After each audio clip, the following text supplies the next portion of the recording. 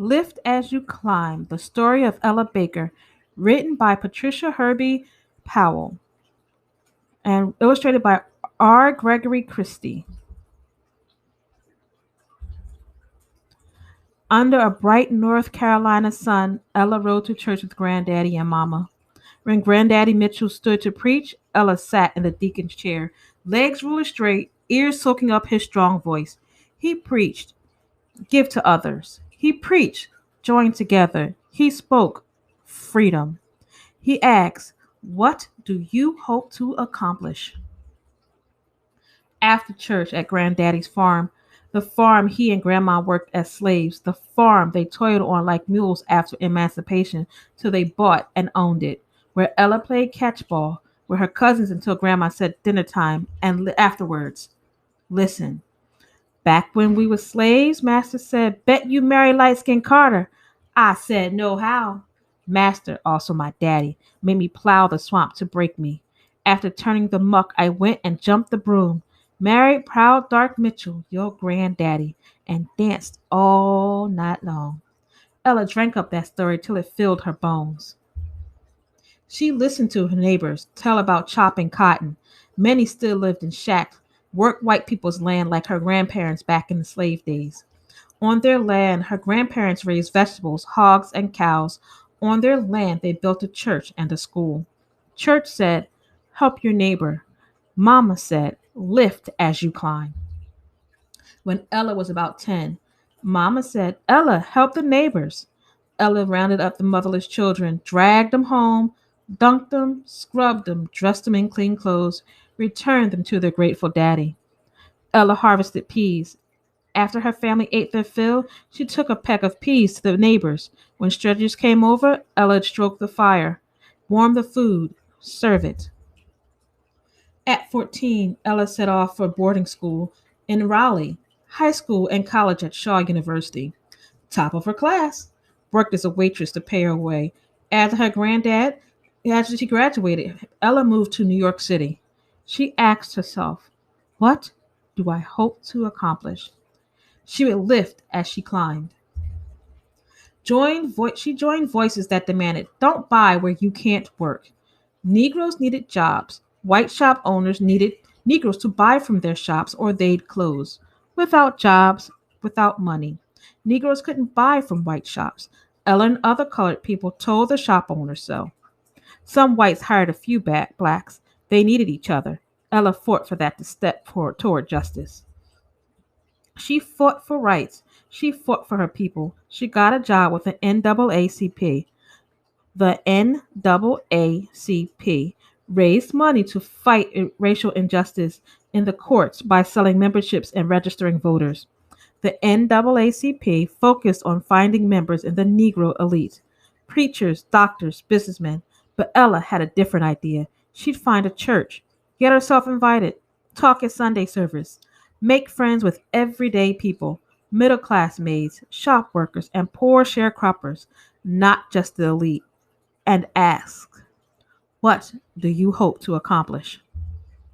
She listened in Means, Florida. Our school principal asked for teachers' pay equal to white teachers' pay. White then dynamited his house.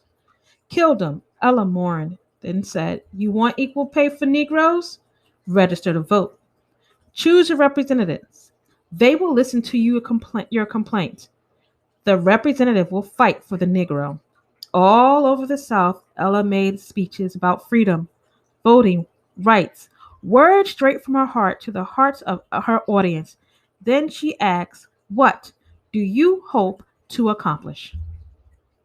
In one Virginia town, people objected to police brutality. Why the police beat Negroes when they hadn't committed a crime? Another town wanted their better teacher salary and school buses. Another, use of city parks and playgrounds. They wanted fair treatment, but the Negro middle class resisted joining the NAACP and getting the vote. Why anger their white bosses? Risk their jobs, their comforts. Why risk being hungry? Ella told this story. Across the track, the poor live in filth and get diseases. Those diseases hop those itty bitty tracks and infect you. That made sense to the middle class. All Negroes were in this together. They'd have to risk angering their bosses. And Ella and her new friends, workers, partners, believers, mostly women, walked into bar and grills, schools, beer gardens, bootblack parlors.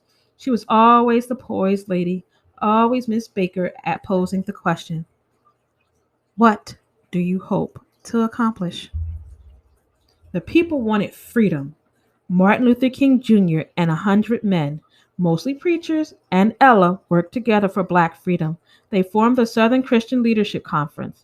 Churches worked with preachers at the top, handing down knowledge from the pulpit to the flock. That's how these preachers wanted to work now, like their churches did, from the top down. Ella worked from the bottom up, from the grassroots. She wanted people to solve their own problems, like her mother taught her, lifting as she climbed. But the powerful men weren't used to women working in their inner circle. Ella listened to the people, then raised their questions with the preachers. Shouldn't we harness the power of black women as leaders? Shouldn't we train local leaders? Shouldn't we create education programs? She challenged Reverend King with her ideas rather than just the elite and the middle class. What about the poorest? What about the people at the bottom? Dr. King didn't always agree with Ella, but he respected her. He said, Ella must head up our new organization, the SCLC, to register voters, stand up to the whites. His order came from the top down. Ella thought he should ask, not command. Still, she agreed for the cause, for the freedom movement. She'd empower people to take action. She registered voters. And then something amazing happened. Negro students sat at a whites only lunch counters. They wanted to be served a hamburger alongside white people. In the store where they bought school supplies in Greensboro, Nashville, Atlanta, and Durham, sit-ins exploded throughout the South. Ella had never been so excited. She brought the students together at a Shaw conference at Shaw University. She wanted them to organize. A united swell of voices was more powerful than individual voices. They asked her advice. Always a teacher, she asked them, what do you hope to accomplish? They wanted to register voters. They wanted to stage sit-ins. They named themselves Student Nonviolent Coordinating Committee, SNCC. Students staged sit-ins. Some got whipped or spat on. They sat quietly, responding with nonviolence. Many were jailed. Ella listened and comforted them, brought toothbrushes and soap to their cells. She advised them, lift as you climb. Those students ventured back into the fight armed with Ella's The students ventured back into the fight armed with Ella's wisdom. Tennessee tenant farmers, poor Negroes working for white plantation owners, hungry and bone-tired from overwork, tried to register to vote. White bosses evicted them from their shacks, beat them for being bold. Now the sharecroppers had lived in tents. The students asked them, what do you hope to accomplish? They wanted justice. They wanted the vote. They wanted to be treated like citizens. Ella worked alongside the students when they rode in battered school buses and commercial buses, testing the new integration laws by breaking old Jim Crow laws. They sat in white-only seats. They came south to help desegregate. In Alabama, the buses were firebombed. Students were beaten, jailed. Those freedom riders of 1961 woke up the nation. Ella helped plan the rides. She advised the students in meetings, on car trips, over ice cream sundaes, at night sharing tiny beds. As the students brainstormed, connected, struggled to become their own leaders. Many of them women. When it was new to be a woman leading, Ella said, we are not fighting for the freedom of the Negro alone, but the freedom of the human spirit. To her last days, Ella fought for freedom, lifting as she climbed. The seeds she sowed all her life continue to bear fruit today.